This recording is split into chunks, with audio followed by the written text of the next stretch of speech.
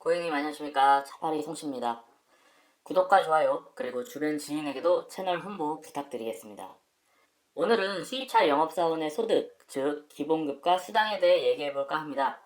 수입차, 브랜드도 많고 그리고 브랜드 안에 속해있는 딜러 회사들도 많기 때문에 수입차야말로 얼마다, 차값의 몇 프로다 라고 하기 어려운 면은 있습니다.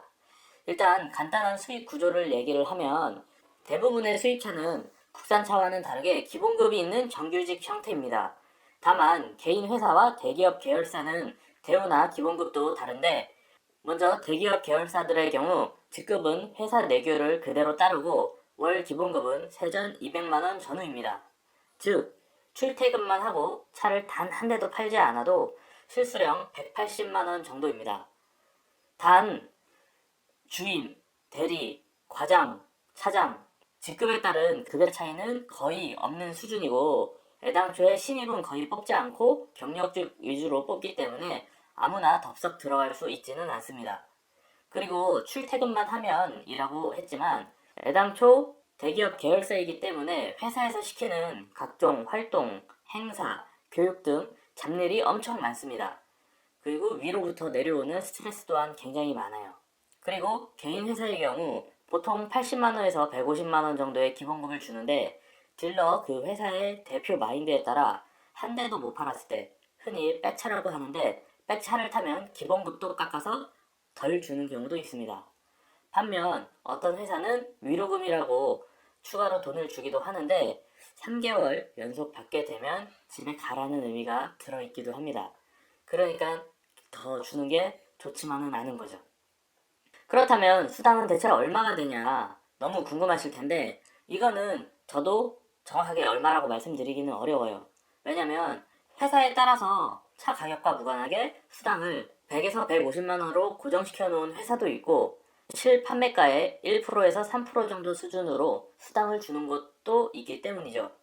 예를 들어서 수당이 2%인데 차 가격이 8천만원이다. 그리고 할인을 해서 7천만원에 차를 팔았다라고 하면 7천만원에서 부가세가 빠진 6,360만원의 2%, 즉 약 126만원이 수당이 되는 것입니다. 어쨌든 회사에 따라서 이 부가세를 뺀 금액으로 책정을 하기도 하고, 부가세가 포함된 차량 판매가에서 수당을 책정하기도 하니 얼마라고 딱 정해서 알려드리기는 어렵네요. 그리고 심지어 일본 브랜드의 어떤 회사의 경우엔 수당이나 인센티브를 돈으로 주지 않고 주유 상품권 등의 상품권으로 주는 양아치 짓도 거리낌 없이 합니다. 그래서 해당 영업사원들은 매달 상품권 가게에서 현금으로 교환하는 게 일상이 돼버리죠.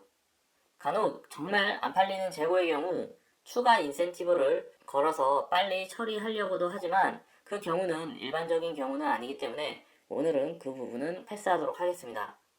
오늘은 수입차 영업사원 소득, 기본급과 수당에 대해서 떠들어 봤습니다. 생각보다 많지 않아서 놀라셨나요?